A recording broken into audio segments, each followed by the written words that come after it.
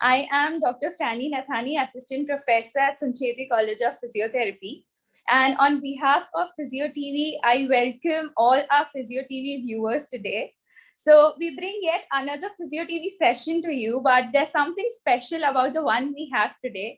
It is one of the most awaited and my personal favorite topic, which is sensory world of children and adults by a very renowned and our own Dr. Snehal Deshpande.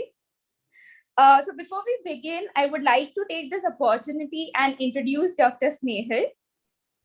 Dr. Snehal is a developmental and a neonatal therapist, founder director of Sneha, which is involved in nurturing hearts, health, and hope of the kids and families. She has edged the way in the profession beginning in 1989. She's also a qualified NDT, basic and advanced therapist, certified sensory integration therapist. She has also traveled the journey of various certifications and is qualified in connections and attachment certification, NDTA certified certification. She has done her postgraduate diploma in healthcare and hospital management from Symbiosis University, Pune, BSc in physical therapy from Medical College from Mumbai University. She also has other certifications like taping, myofascial, gait, orthosis, Davis learning strategies, etc. She has received many national and international awards and is also a member in various associations. She is the director of Wellness CME, Heartfulness. She is a pediatric physiotherapist dealing with physically challenged, hyperactive, and autistic kids with an experience of 30 plus years. She believes in giving back to the society in the best way possible she can. Your clarity and compassion are outstanding, and we take real privilege to welcome you today, madam. Thank you, Dr. Franny. It's always a privilege to be associated with Sancheti, and I thank Sancheti College and Dr. Apurva Shimpi for involving me in this session. I'm honored, I'm greatly honored and privileged. This topic is very close to my heart. Right from the beginning of my career as a therapist, I have been intrigued, as all of us are, when we start our career as therapists. Number one, we get intrigued by children.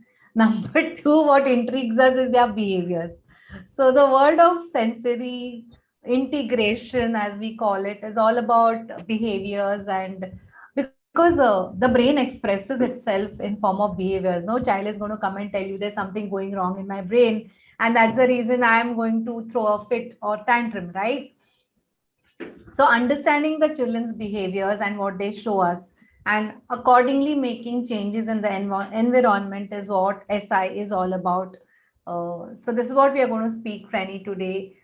Yes, as you introduced us rightly, Sneha is now 25 years old, which I discovered again accidentally when we were actually supposed to record the week before. It has been a long journey, but I didn't realize that it has been 25 years of walking with Sneha.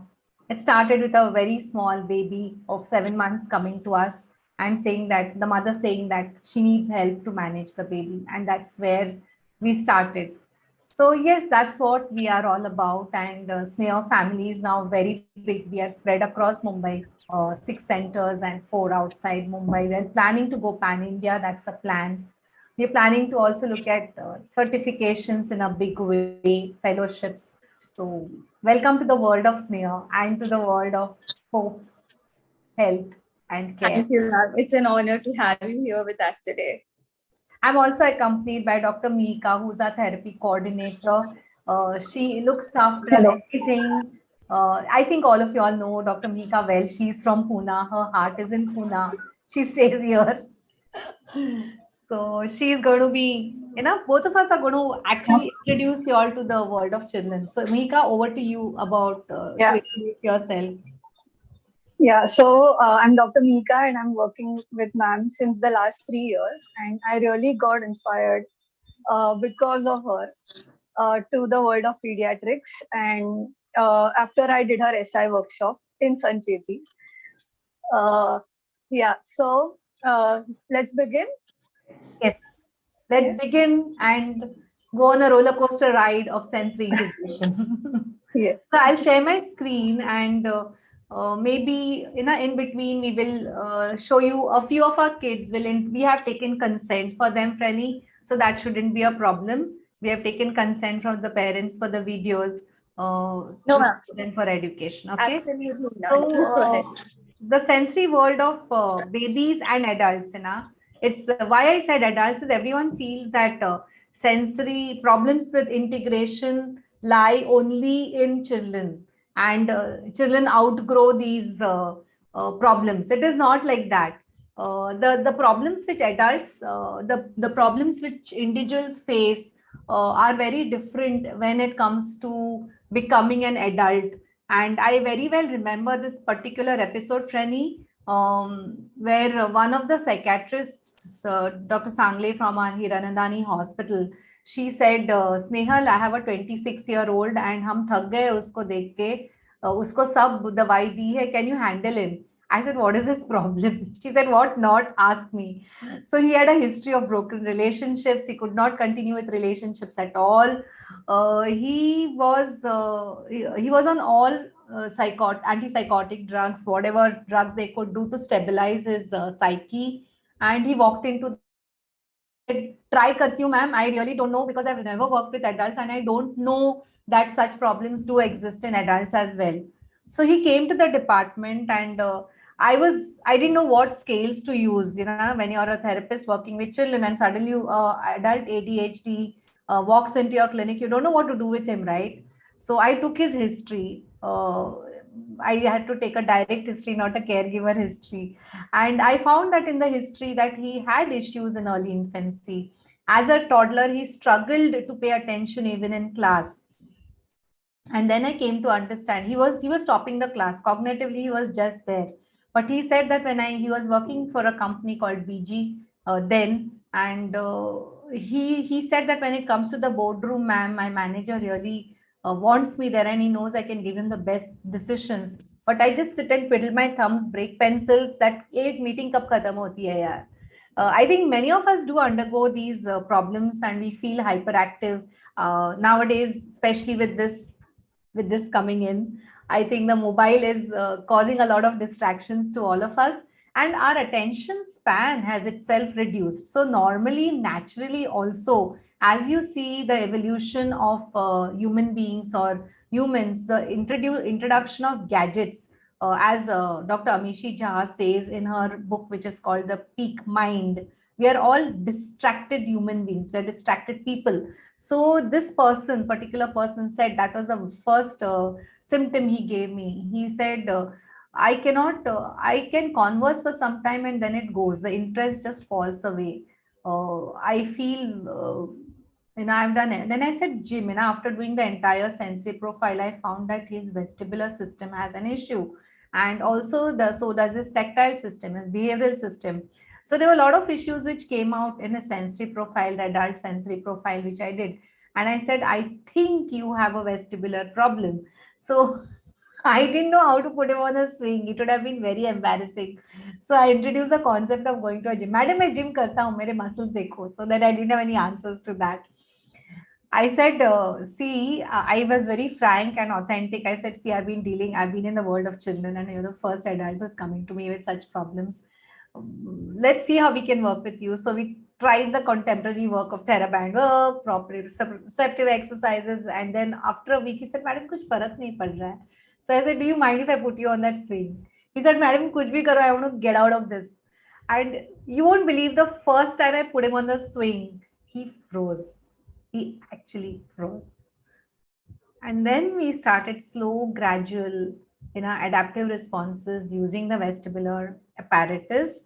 And he recovered beautifully. He really could go back, habilitate back into his job, his relationships after what we gave us. And that's why I said it does not end with children, though it starts with children. So coming to that, I think Mihika is going to be asking me a few questions. Yeah. So, ma'am, you have been working in the world of pediatrics for more than 30 years now. So, what is the first thing you observe in a child when the child comes to you? So, Dr. Mihika, you know, you have been working with us and you have been associated with Sneha. And the moment of parent calls us, you know, Frenny, it is always with a problem that my child, usually the child is always about to, because up to two, the parents don't see sensory problems. They are not, they are there, but they are not, they're emerging, but they have not shown themselves. Now, after 2 years, the child has to go to a school, like a play school or maybe a toddler's academy, where he starts either being in a world of his own, or he goes into the other world where he wants to break and push everyone and bite and throw things. So that's the place where the parents actually realize कि हाँ हमारे बच्चे में कुछ problem है. So they walk into our clinic, and this is a case A, or a child A who just came to us. He's a 3-year-old, and believe me, this COVID phase, I think Dr. Mika would agree with me. We are Yeah, seeing absolutely. increasing number of ADHD. Limitless. Absolutely limitless, and we wonder what has the pandemic done to our parenting. And I completely am there with the parents. My heart goes out to them because they have everything to manage with the children, but children are the priority. So this is one of the kids who had come to us that he does not pay attention, madam. He is not at all in one place. He doesn't want to talk, communicate. तो उनको समझता नहीं है, speech नहीं है, so बात नहीं करता है, doesn't mingle. अगर family में लेके जाओ, बाहर लेके जाओ, तो he is with his toy, he is playing in his own world. He points for needs, so he wants to go to susu, he'll go to the toilet and knock the toilet and say, I want to go inside. But there is no other things what he can do. If he wants to play, he will line up toys and he will be looking at them, or he'll be flapping his hands if he's very angry, or he's not in tune. He doesn't allow, if I want to cut nails, he doesn't allow nail cutting or hair cutting. He doesn't sit in one place. You know, ma'am, one thing is there, he had problems with feeding right from the beginning. So this is a very common history, Dr. Frenny, which I've seen, that they all have this problem of feeding, and they all bring out their mobiles and they say, we have used iPads, and that's what helps me to feed the baby. And I said, why do you do that? Madam, it's so easy. Otherwise, it's a task for me to feed the child. So the child does not feed when the Without the lap. so the relevant history is, now when I go into the history of this child, the mother had a minor bleed and a spontaneous passage of clot in the early pregnancy. She noticed reduced fetal movements, headache, nausea, was admitted many a time. So she was stressed somewhere during her pregnancy. Now postnatal history was that this baby was colicky. So even if the child is 3 years old, I would like to tell my fellow therapists that don't rely on what's happening now. What's happening now has emerged because what has happened previously, and that previous goes very previous, right up to what was the mindset of the mother when she was pregnant and what happened to her. So postnatal is that the mother could not come to terms, because many mothers, Fanny, if you have observed, or if you all have done a study, or if not, then we can do it together. There is a element of postnatal depression which happens in young mothers, especially nowadays. So when the mother is supposed to connect with the child, the mother is in a world of her own, trying to come to terms with what's happening, what is the new transition. She may not be able to resume her job. She has an extra responsibility. She has no one to take care of that child and her. Because of the nuclear families which we are all into, and not with the joint families where there's to grandmothers and uncles to help up with everything, the transition is very difficult for a young couple, and especially the young mother. So the baby, in this anxiety which the mother has, gets reflected into the child, and the child, the routines are completely bashed up, and the mother feels it's normal. The father feels it's normal. The sleep routines are not established. Babies are colicky. Added to that, nowadays, because people are working in IT, Pune, Bangalore, Hyderabad, Bombay, there is a relocation which happens multiple times. And to add to that, hangama is our mobile. So the mother feels that I can better do my job in the kitchen and let the child handle himself or herself with the mobile. And this has really increased during the phase of the lockdown. The parents didn't know. Now, these particular parents, I asked them, "Ki, when you got into parenting, did you understand what parenting was?" No, I didn't know. So if you're not, suppose you're going to get into a job, suppose Rani, you have something which Manisha ma'am has said ki ye project hai, you read up about that and go to her and present it well. Our parents don't do it. They just get into the project of parenting without knowing what parenting is. And even if they read about it, Google Baba is great and our people on Insta are great to put things about parenting which are not really authentic. So how heartful a parent are you? How connected are you to parenting? Is one important question which I ask the parents when they come to me. So this is an answer to your question, Dr. Meeka. I hope that answers. So patients do come up Absolutely. with these issues and parents come up when the action, बच्चा action नहीं करता है ना तब आ जाते हैं हमारे पास. So cerebral palsy शुरुआत से समझता है. It is like you can actually see a child has, but still in India they don't approach the therapist. They come to us maybe by around 1 year. But a child with autism and ADHD, though he's not giving eye contact, the mother false believes that there is eye contact, and then he's giving contact with the mobile, so she puts him in front of the mobile. So it is the mirror neurons. We'll talk a little later about it. So these are the signs and symptoms which and complaints which the parents come to us. So, ma'am, like you said right now about action. So, can you tell us about what is regulation according to you, and what are the 4 A's of regulation? Oh, wow, you're asking for me to actually go into that topic. Go Yes. right there.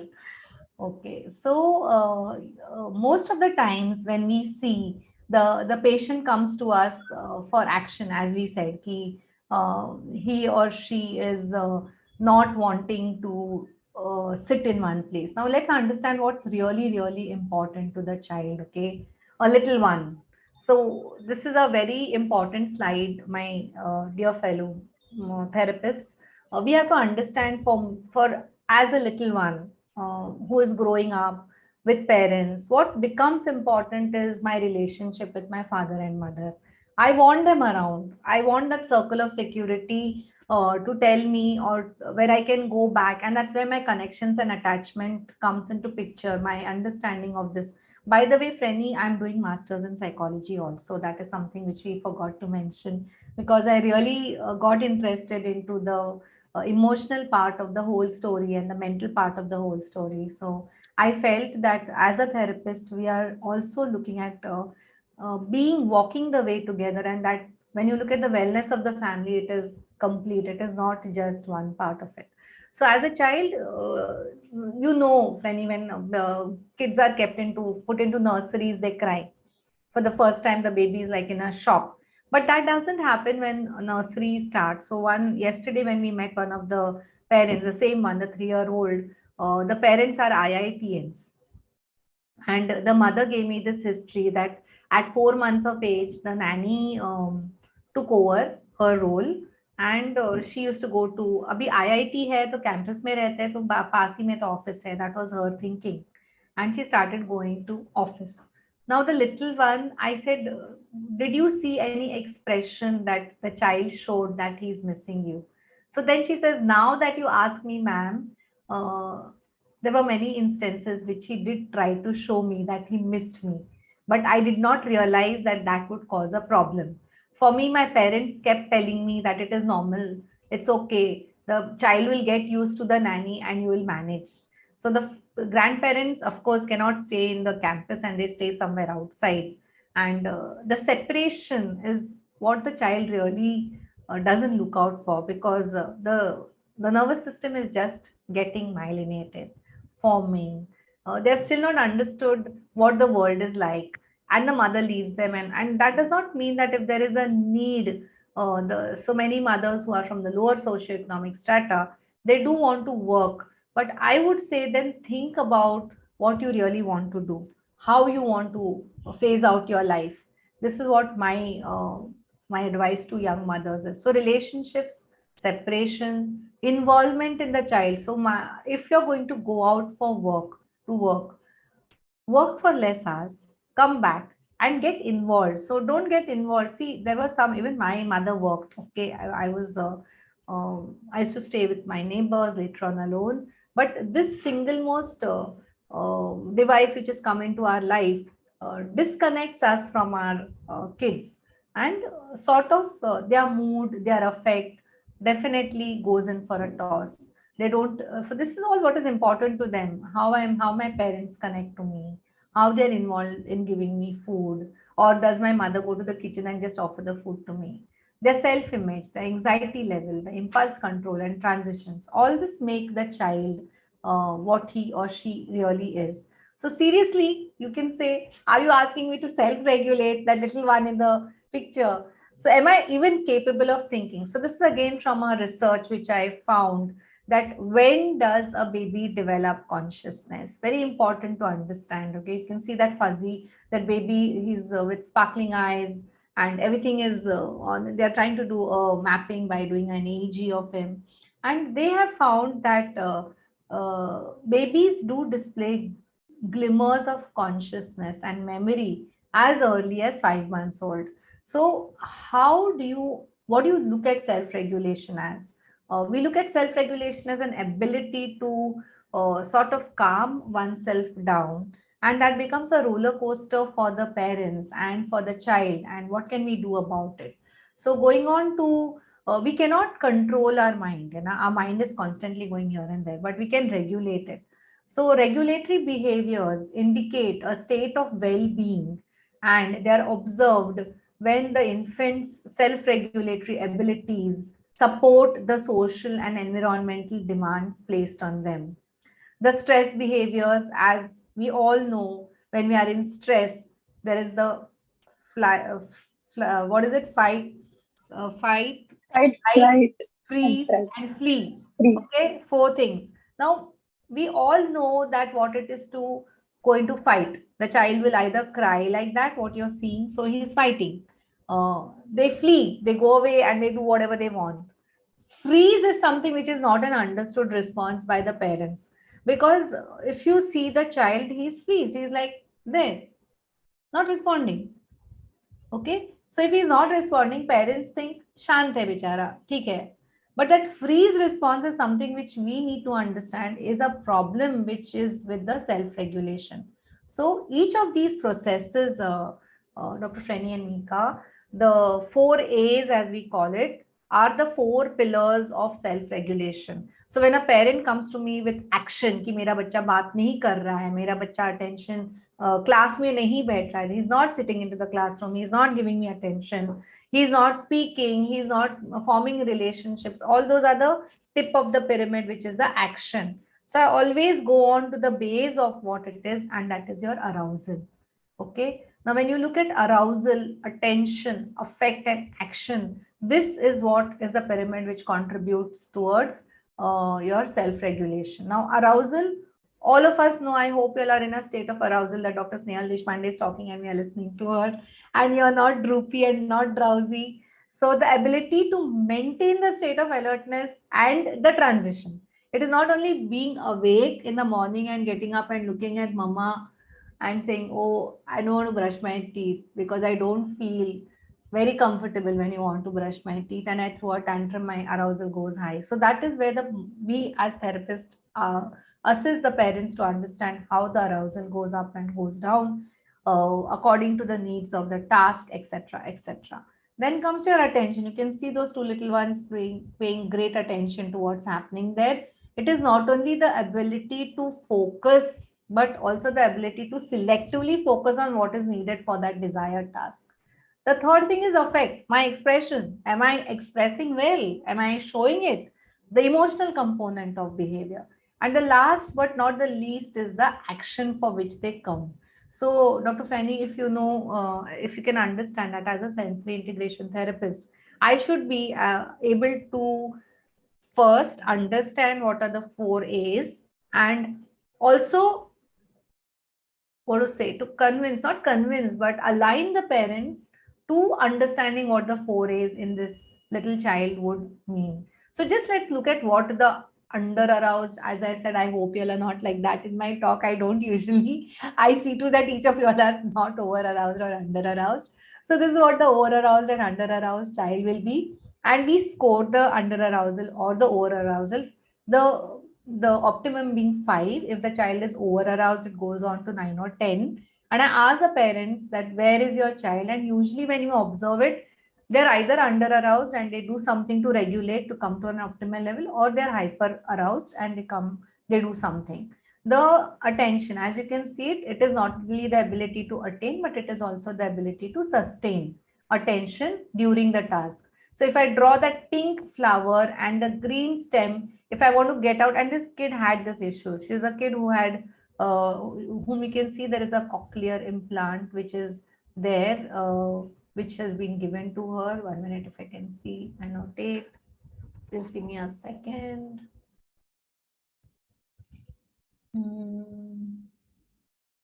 No, I can't see the annotate here. So you can see that.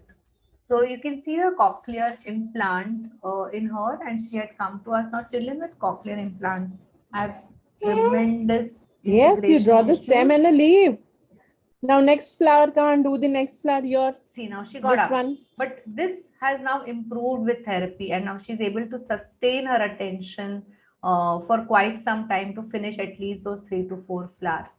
The effect, you can see the effect in the child who's standing in the blue frock, as opposed to this little one Inaya who is showing off.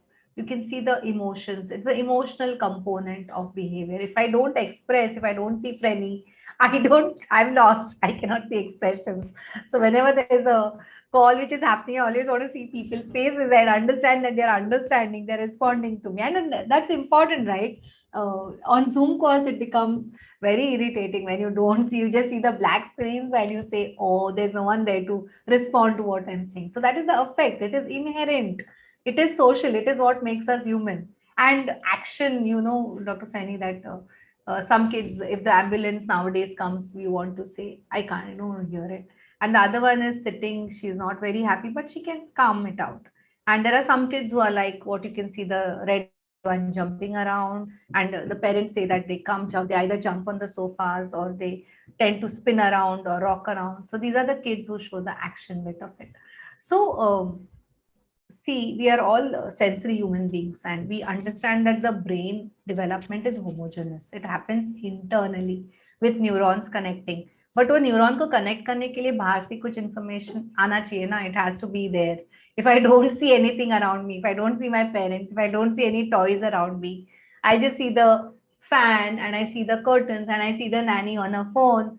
What is the type of stimulation I'm going to get as a baby? And to add to that, I have hyper or hypo-responsive sensory systems which are happening. So it leads to a lot of conflict in the perception of information arriving from other sensory systems. And my system, as you can see on the right side, is in complete chaos. I don't know what to do with my systems. That's what happens to me. So that's how they experience the world. So that's why they go toe walking. Dr. Fanny, if you know, I can show you a few one of the videos. I think we'll go on to the videos. I would like your arousal to remain okay. But that's how I would see that the toe walking children who come to us, that's what it feels like. The crocodile is onto my feet, and they feel as if there's everyone around them. So if the feeling of sitting on a giant wheel, I'm scared of sitting on a giant wheel too. But kids who are on a giant wheel, if they freeze even when they are put onto a rocking surface, that means there's something to do with the vestibular system, as opposed to children who go around, do a lot of inversions. They are hypo-responsive. And as you can see, there are clumsy children. So these are kids who come to us. I think I would request Mihika at this point to show a couple of videos, and then we go ahead with understanding it a little bit more into detail. Yes. So this is the first video. I hope you guys can see my screen. Not as yet.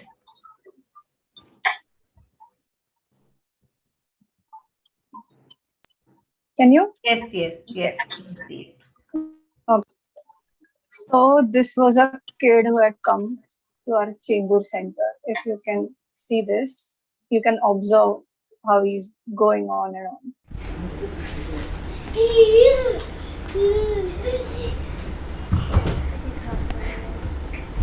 So, as you can see, Dr. French, sensory integration definitely requires equipment and to put the child on. Now, clinically, many of the therapists feel कि sensory profile भर दो तो काम हो जाता है. ऐसे नहीं है. We have to actually take a caregiver's interview in great detail. Let the child explore the environment as he or she can do. And third, also look at what he or she is doing at home. So caregiver's interview in depth is very essential. Dr. Mika, you have the little one, the toe walker, or you want me to show that one? Yeah, I'll show that. So a child had come to us who was around 9 or 10 months of age, or maybe a little more. So the mother had got that he's coming up to stand on his toes, you know. And Can you see the screen? Is this Not the that. one? This is the one, right? I can't see the screen. Not yet, ma'am. Okay, just hold on. Is my screen being shared? Not as yet. Okay. You want me to do it? I think I may have his video. Just a second. I'll try doing it. Is it broadcasting now? Yeah. Yes. Yeah. So this little one had come to us for toe walking. Yeah, this is the one, right? Yeah, this is the one. Hungama child is fellow one. So this one, the mother was a working mother. She could see him going on toes and then falling severely behind. You can see the mother is trying to also regulate himself. He was a crybaby of sorts, always into the fight zone. Needed constant entertainment. That was he had come to us early during the lockdown. That's me, okay? Though you can't recognize me with my beard. Above the world so high, like a diamond in the sky. The children who come also to us with history of, so you saw we have one whom we showed you was cochlear implant. The second one is a toe walker. Yeah, and on the moment he came, so there was another history which happened is he threw up the moment he came inside. We were late for the session. The mother brought him in and he threw up. I went into the history and I realized that this is a manifestation of his vestibular system. So I told the mother, and this is something which therapists have to realize that children with vestibular issues have motion sickness. So you have to call the patient early. One of the therapy interventions is or do a home visit, which I did for this little child. We had a home visit for him, and he definitely he was much better after that. You have any more shares, or should we go ahead? I think we'll go ahead. Yeah, let's go ahead. You want to ask me any questions or should I? Okay, yeah, this is important. As I said, The zones. And this is again, I hope you all are not in the zone. You all are not zoned out or yawning or bored. I hope you all are not. Are you all? Absolutely not. Yeah. Or they go like what you saw the kids. They want to move. You saw in the chamber kid whom she said they're distracted. They want to move. They're frustrated. They're hyper. So listening and learning always happens when the situation is conducive to learning. That is 5, optimum, where your arousal basically and your attention can be focused onto your task. So as a therapist, we should look at what are the zones which this child has come to us with. Now, development, as we all understand, is an end result of what all? Number 1, gross motor, which we all as physical therapists look at, which I as a physical therapist used to look at. A child is much beyond the dimensions of reflexes. He or she is not reflexive. He or she is reactive to the information what comes into the system or what the system encounters. So fine motor is the second component. The third is the communication. Communication can be verbal or non-verbal. Very importantly is the cognition, which the parents want their child to excel every time. And for us as therapists, we have to also look at the domain of activities of daily living or how they are into their aspects of wearing clothes, brushing their teeth, taking a bath, going to the school, carrying one's bag, are they really, really comfortable with all this? So this is what development is, and the end result of development is a complete personality of the child. All of us know that, like, I like to read and I like to write what I read. I don't just like to read. I like to read aloud. So I can be an auditory learner and I can also be a tactile learner. So every one of us has something normally, typically, which we do, one sense which is predominantly there. Some of us like to, walk and read. Some of us, but our kids don't do that. They only walk and run. They don't want to read, right? So that's where that atypical behavior comes into picture. Or they want to hear. They'll take something close to their ears and say, there's something coming from that, sound coming from that, or they'll put their ears to the ground. So that is atypical. So there is a window of what we say a typical, and there's a window of something what you say atypical. All of us have the same central nervous system. So we have the organ of amygdala, and amygdala is which is the like the alarm बजता है वहां पे, किसी का alarm बजता है, किसी का बजता नहीं है, जल्दी बजता है. So this is what happens to all of us. Now suppose I'm walking on a busy street in Mumbai, I'm definitely not overwhelmed because I'm used to it. But suppose if someone who comes from a remote, maybe Leh Ladakh to Bombay or Kashmir to Mumbai, he or she is going to feel, "Arey, kya chal raha hai?" So that is a normal response which we all get, and we adapt to that response. Our children cannot adapt to the environment which is around them. So the what you can see here, the 40% of learners are visual, then comes the auditory, then comes the kinesthetic. They are all there because they're typical, but our children who are atypical cannot really process or cannot even come to terms with what is happening in their life. Now, this is a very good book, Frenny. I would like to quote this book as The Neuroscience of Human Relationships. So the brain is a social organ because whatever we adapt ourselves. So you, as a professor in Sancheti College, is not only a professor there. You have connections with everyone around you. So we don't exist as a single person. Our brains or our central nervous systems are connected with each other. You think of some friend in US and she's in front of your eyes. You actually can relate what times you spend together, etc. So our central nerve, and then your neurons start connecting. So when we are attending a talk on developmental neurology, our professor told us that the moment I see something, the moment I hear something, the neuron makes a connection.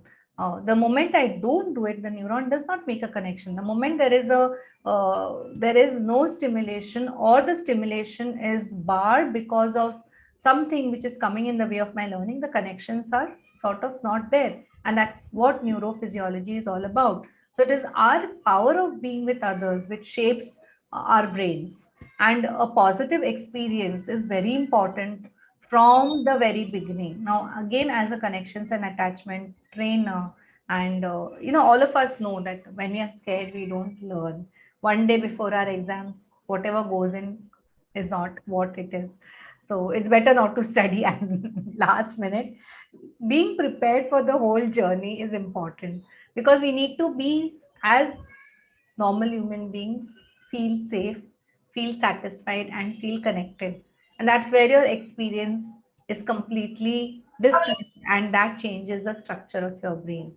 That is Well, what. ma'am, can Yeah. I ask you a question? So you spoke about different senses and you spoke about different experiences. So I want to know, how do the senses develop?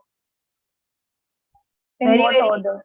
So, when do you think the connection happens for a human being with the world? When does a connection start?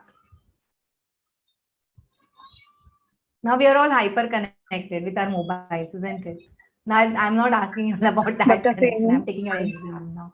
When do you all think that the connection really starts?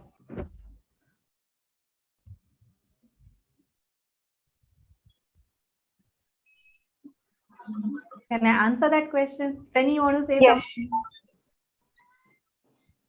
Ma'am, actually, it starts as soon as the child is born, and in fact, maybe before that.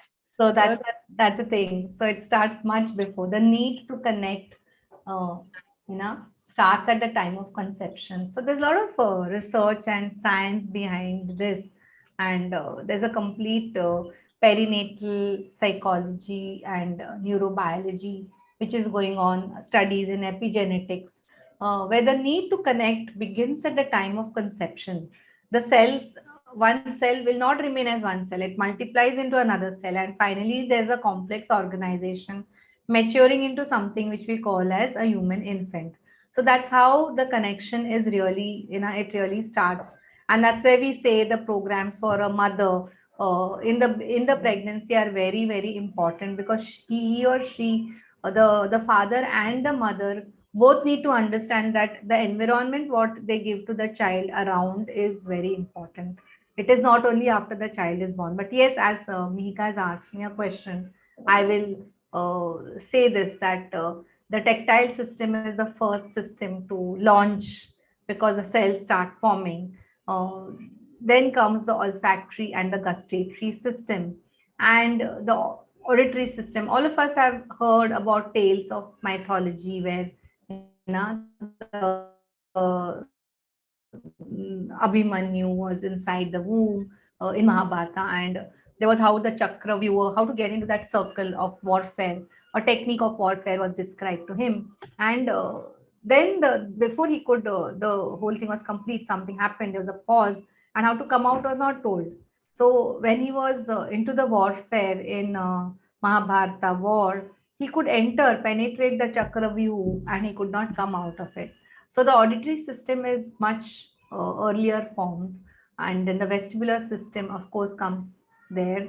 And the last to come is the visual system. So vestibular system is definitely there from the 5th month onwards.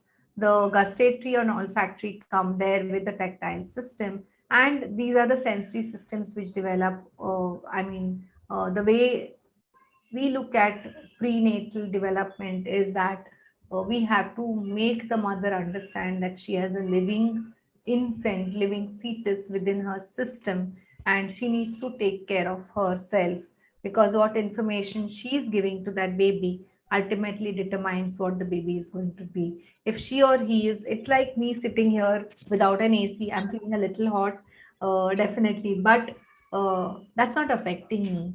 But what happens to a child is, if the circumstances are such that the mother is highly anxious and highly perturbed. It happens, I've seen with IVF mothers, definitely we have seen a lot of issues which happen uh, with them being anxious. So children who are born to mothers who are highly anxious definitely have anxiety.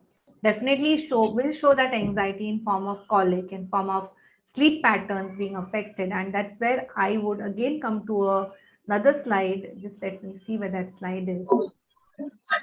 So this is a slide which is very important to understand. And again, therapists should give importance to this. The circadian rhythm, or the biological rhythm. For all of us, it is highly disturbed. You see, all the youngsters today are awake until 1 a.m., 2 a.m. And then we have highly a big percentage of people who come to us with PCOS. So the disturbances in our life, we have our hair falling. We say early in life, "Arey, my hair is falling." So hormonal shifts which happen, mood swings which happen, can be attributed to the circadian rhythm. And I take an in-depth interview with the parents to understand what the biological rhythm of the child is when he or she sleeps. And yesterday only, one of the parents, he is he belongs to a political party, and he said, "Madam, he sleeps only when I sleep, that is 1 a.m., 2 a.m. in the night, but he sleeps up to 10 o'clock in the morning." I said, "That is not sleep. That is complete disturbance of your and his cycle, which you should understand as a parent." So these are situations which I feel our lifestyle, our the way our modern life is structuring us, is leading to more and more existence of sensory perceptual problems in children. Ma'am, so like you said, you go to the base of the pyramid, that is the arousal. Yes. So, what are the 4 main things like the pyramid has on its base and Yeah, at the tip. I think I should show you that slide, which is very, very Yes. interesting. So Yes. this is the 4 levels of the developmental sequence as you can see it. The base is formed, as we say, because tactile system is the base, vestibular, proprioception. And from that, when I always tell the parents, ये 4A's हो गया, तुम लोगों को समझाया मैंने ये 4A's क्या है, वो कहाँ से आता है arousal? It comes from your 7 systems. So then I make them understand that what the tactile system is all about, what is the vestibular system all about, what is the proprioception all about, and it is the disintegration. It is like suppose Frenny and all the people in Sancheti don't work in coordination. They all like are disintegrated. What 4 things you'll have, the physio times and walking, whatever the laying down, that won't function. It won't come into being, right? So that's what happens to the child. The systems, now suppose a child is constipated over time, he or she knows it's a problem. He can't tell the mother it's causing a lot of problem into me. If that feeling, gut feeling is not good, the child won't be very good or relaxed. Or if he's not, if he hears the ambulance and he's like, nahi chal raha hai, you take this history and later on, so this particular IIT and parents then told me, ki, now I realize, ma'am, when you ask me the sensitive profile questions, when he was a baby, he did not like the cooker ki city. He did not like things falling down. And now also he does not allow me to trim the nails. So all that does not emerge at 2 or 3 years when they come to us. That is constantly there with the child. It is an innate feature which is sort of not looked at. So if you can see, the central nervous system, autonomic nervous system is a major component we look at as sensory therapists. We have our systems as is put the base, tactile, vestibular, prop. Then you have the gustatory, auditory, visually, olfactory, and then comes your development, the awareness of your body, where I am in space, how do I take the input inside, how do I coordinate, how do I develop my spatial awareness. So all that comes, and at the top, which the parents come to us is school में जाना चाहिए, ठीक करना चाहिए. He should be independent. He should have a career of his own. So, Mika, you know that little one who comes yesterday, you were the one who was struggling. There's one of the kids who come to us who starts crying from Yeah. the time you can maybe She enters the hospital. she enters the hospital, and now she's come to us. She's a case of severe autism, highly cognitive, cognitively highly there. You know, she is amazing. You can see her now. What has happened? Her mother had some, as she says, she had a worm in the brain. Yeah, brain. And then she underwent that phase of depression for a long time. So I have had 3 patients who are like that, 3 mothers who went into depression, and then they could not connect with the children in early infancy. So child landed up with issues. She cannot tolerate sound. She cannot tolerate people around her. She has her own choices, and that's what happens. So it's all about development and the way we look at development. So one more slide I would like to show you all is just a second. Let me fish that out. So Dr. Frenny, you also must be seeing cases who come to you with sensory issues, right? Yes, ma'am. Yes, ma'am. We have 4 attachments and we have OPD setups in all 4 attachments, and we have many kids coming with sensory issues there. Yeah, so this is one more child example which I would like to show you all, that this child came to us again in the last few days. Yeah. Yeah. Yes. So he does not take in solid foods, that is at 4.5 years of age. Cries uncontrollably when tried to feed with solid foods in his own world, cannot sit in one, does not communicate, no eye contact, speaks in the Peppa Pig accents, repeats activities, goes in circles, likes to spin objects, extremely aggressive when things don't go his way.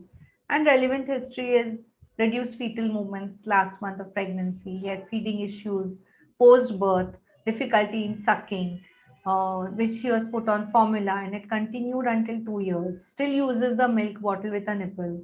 Primary caregiver was a full-time maid since the age of 6 months.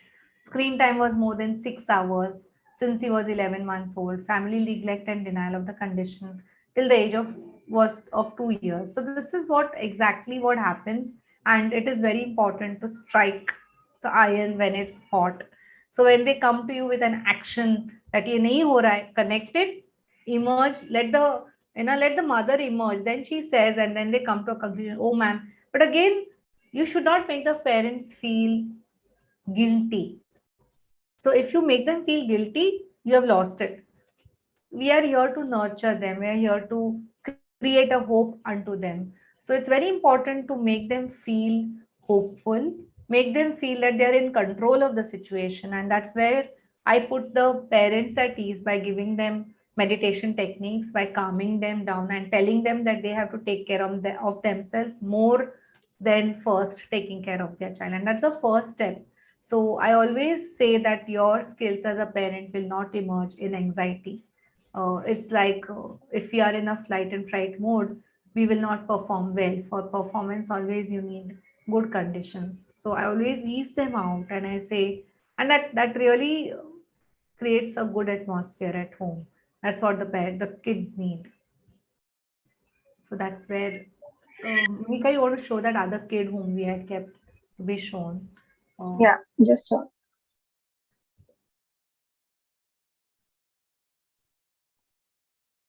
ma'am, till that time I show the video. So we know that F words are refrained for kids, but what are the F words for kids?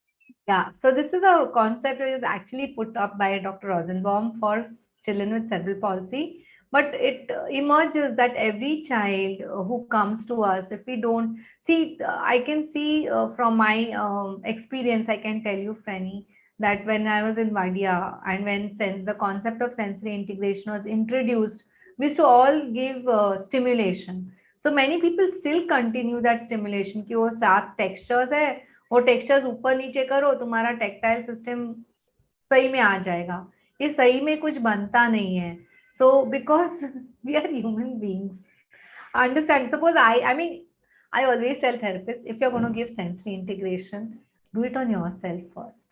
So if someone comes and rubs you, rub too smooth, rough too smooth, will you like it? Understand this. It's not going to, it's not that I don't need it. Excuse me, if I don't need it, why do you want to give me? So that is what the question I always say. Suppose you want to give oral motor therapy and therapists tend to put it.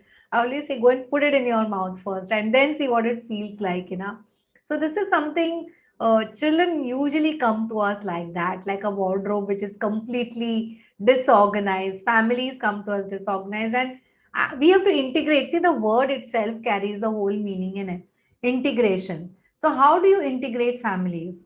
You integrate by giving them kind words. Kindness is the first thing. So how do you make that? By making them feel at rest, at that calm, and looking at function in a good way. So I might do things differently, but I can do them. How I do is not important. Please let me try. So even if it is like messing up, I always tell the parents, again for an example to give. Many people struggle with handwriting and they're trying to give the children fine motor skills like this when the child cannot do that. So if the child wants to paint the walls and he wants to scribble on the walls, give him a chance. That's where the development starts, right? So they all like to explore the environment, give them a wall where they can write, function in any way. Suppose there's a function, develop from that function. So therapists also tend to put them into one corner and say, come, let us sit and do. They're not going to sit and do. Run behind them as their friends and they will be your friend. So that is fun. Let them explore. If you want to go and take an outdoor session, please feel free to go and take an outdoor session. It is fun for them. Think of fitness, think of aquatherapy, think of gym, think of what they would be there as. And we have found, we have to do a study of this, that incorporating treadmill in children with ADHD has considerably reduced their hyperactivity. So fitness is very important. Having friends, very important. All of us need friends, right? Not WhatsApp friends, true friends. So having friends and having a group session is very important. Being a part of the family. So I always tell them, the mothers tell me, one of the mothers, very queer history she gave me. I feel my husband also has autism. I said, why? Because he doesn't talk to me, he talks to me only on WhatsApp. He fights with me only on WhatsApp. He'll come in, he'll go into the room and sit and talk to me from WhatsApp. And that is, I swear that was the history she gave. And she's still with us. And this is what the society is doing. We don't have a family. We are all one family, and we don't realize that we can just say, let's be together. That's very important. So I say that please spend family time together. It is very important, and look at future in a bright way. Don't think, oh, abhi ye autism ho gaya, abhi usko kuch nahi ho sakta. The moment that is you go into that sort of a stigma, I think you're lost. So accepting the child, being friends, being family, having fun, looking at fitness, and looking at function in a beautiful way are the words which I can say are the F words for the child. Initially used for kids with cerebral palsy, but needless to say can be applied. And this is a beautiful quotation which I like, that when little people are overwhelmed with big emotions, it is our job to share our calm. It is not to join in their chaos and say, "Arey, kya kare, kya kar raha hai, that causes more things and more problems for them." So there was a family I would like to share an experience who came to me very intrigued because they are highly placed in society and did not want the stigma of the child being autism. Or the child had immense issues. He used to scream, he used to cry, he used to shout, he used to bite, he used to do every possible uh, behavior, no speech. And that's the time when they came to me in the period of the pandemic. Now, I didn't know what to do. I knew that the child needed, and that's where comes the role of your multidisciplinary approach. I knew that the child needed, he had some coarse features. He's still not investigated. You can definitely, though I've referred him to the neurophysician, the best of them, and she had asked for a genetic test.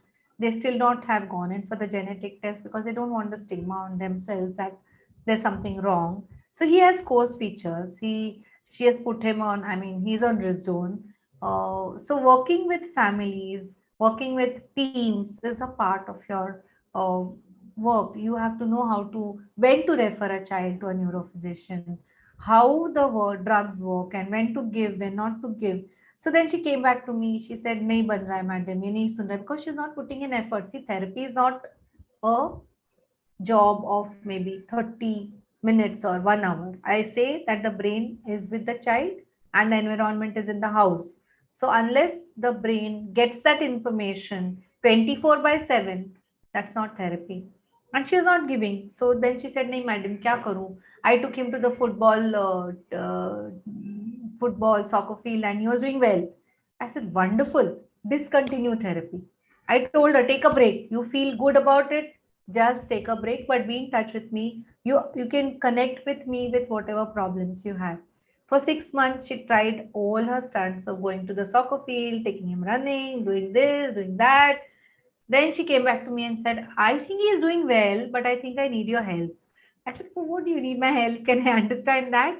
And then she came to terms. She had read widely. So you let go at times when you feel that the parents are feeling overwhelmed, and but be touched, be compassionate. It's very important for therapists to develop this uh, quality of compassion for themselves and as well as for others. So understanding them, putting yourself in their shoes and letting go, it's okay. There's nothing to lose because you know that you are confident that you're doing your best for the family. The parent is going to come back to you and ask you, "Ma'am, can you help me out?" So when she asks that, you should be ready to help. So working with multidisciplinary approach, approaching the right people, maybe the psychologist, maybe the neurophysician, maybe the speech therapist, when, what, how, that is something which we really need to understand. So I think we have really come almost to the end of our session because it's almost, I would love to continue with my stories and with my kids. I think we can show you one video before we go ahead, the little ones, and how early we can recognize sensory symptoms or is something which I would love to show you. Dr. Mika, will you show that video? Yeah. Just tell me if my screen is sharing. Yeah.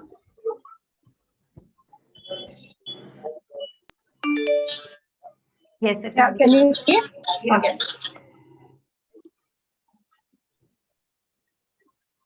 This is the one, right? Right. So this was our first again baby in the pandemic. She was in the NICU. The mother was extremely alert about the signs the baby showed. When you stay And you can see that she's not very comfortable in what position she is. लॉकडाऊनमुळे She's काहीच नाही कुठे बाहेर गेलो ना तिला toys पण नाही You can see what the mother is saying. आम्ही कुठे बाहेर गेलो नाही. We didn't go anywhere out. And she doesn't have toys. I get it. She was barely When you maybe stay 6 months. She's not very, she had a little bit of a motor delay. And that's where you can show the other one, the other brat, Kabir. Yeah. So we had two of them from the NICU. They were from at the same time. Ma'am, do you have it? Yeah, I'll show it. I will show it. Give me a second.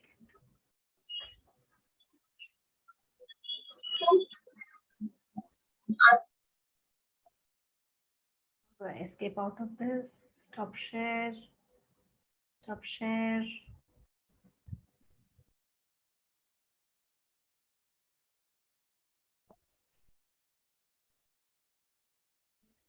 Second.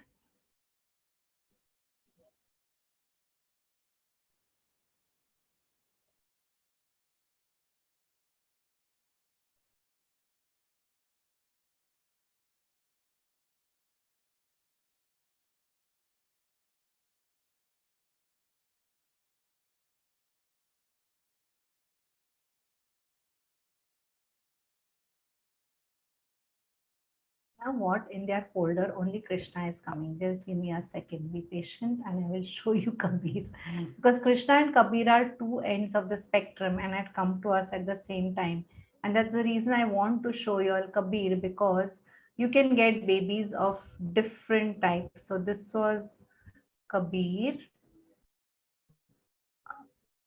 Here, there you go. So there is Kabir for you all. Can you all see the screen? Can you all see the Yes, video? ma'am. Yes, Yeah. ma'am. It's okay. Yeah. Still acting, I'm taking video. You can see he's highly irritated. The movements are not, they're still random. They're still not coming. He's still not coming into midline. So he had a lot of colic issues. You can see the abdominal distension also. Didn't like any changes in position. So this is the right age to start therapy. But again, these children, the parents would rather wait, and they did wait.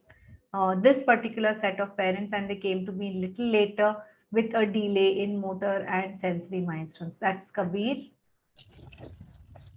You can see he's not responding. He's like, what's going on? I'm not really happy with what's going on. So the toys which we keep for these babies, or we give the babies, are very different from what our normal toys are given to the children. So I always tell the mothers ki your choice of toys is very, very important. How the sensory systems develop, we have to give them good amount of parenting as well as toys, everything. So again, coming to a very important quotation which we can end this session with is, parenting is not a Sunday job. So also sensory integration is not a 60-minute job कि therapist के पास आ गया, हमने कुछ कर दिया stimulation and we expect wonders. No, it has to be the team which works together, and it has to be to realign the priorities of every single person, including the therapists, not looking at mobiles. And this is something which I really want to tell all our youngsters. Please realign your priorities, develop compassion.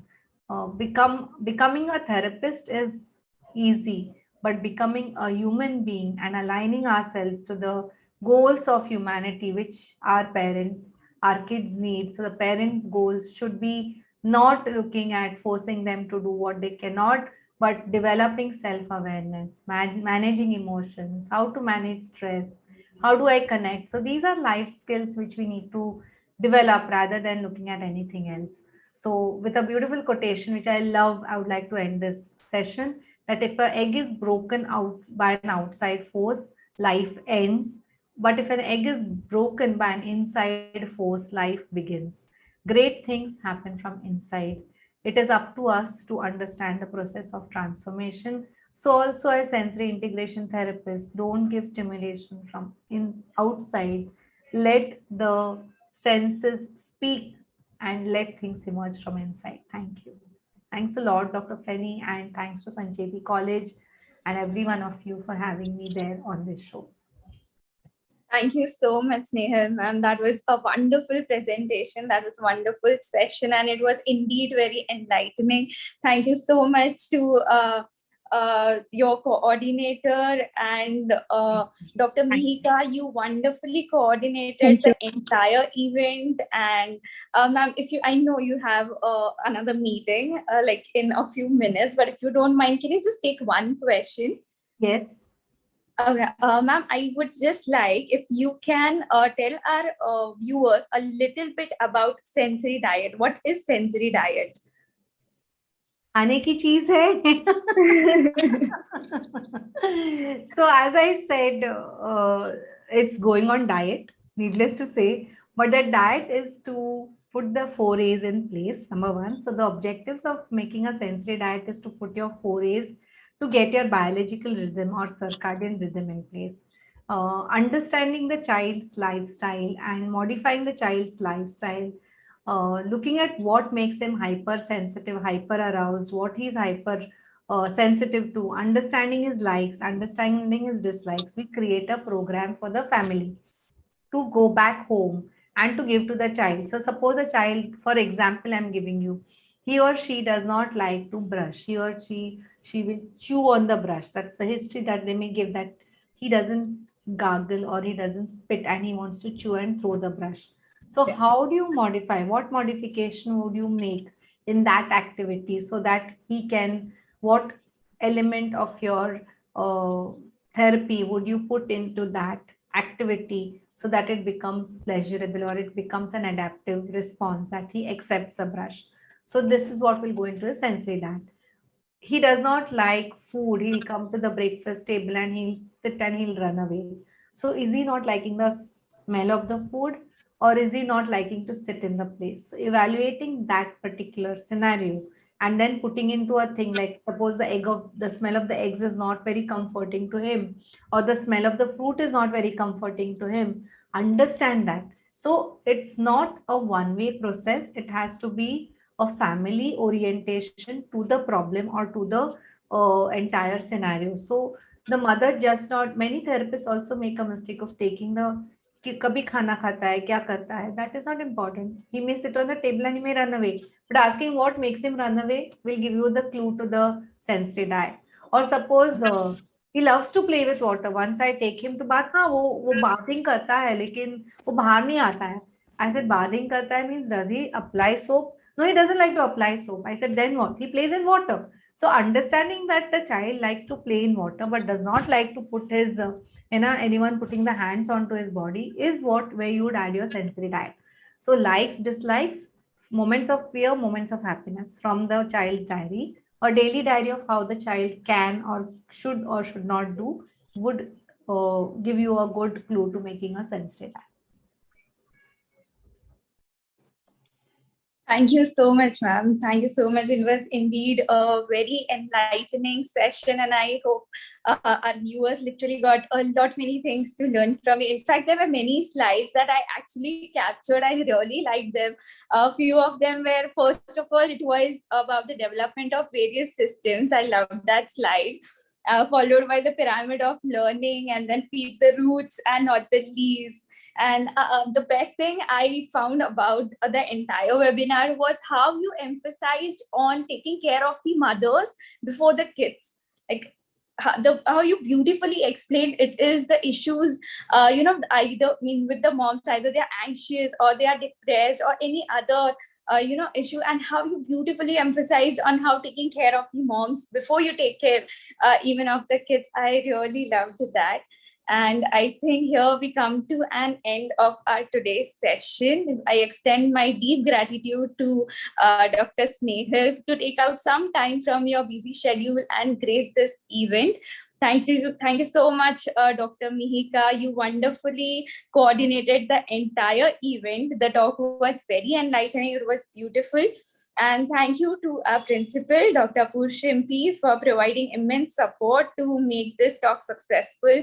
A very big thank you to all our Physio TV, the Physio TV team and its members, Dr. Apoor, Dr. Manish, Dr. Sona, Dr. Tushar, and Dr. Nikita.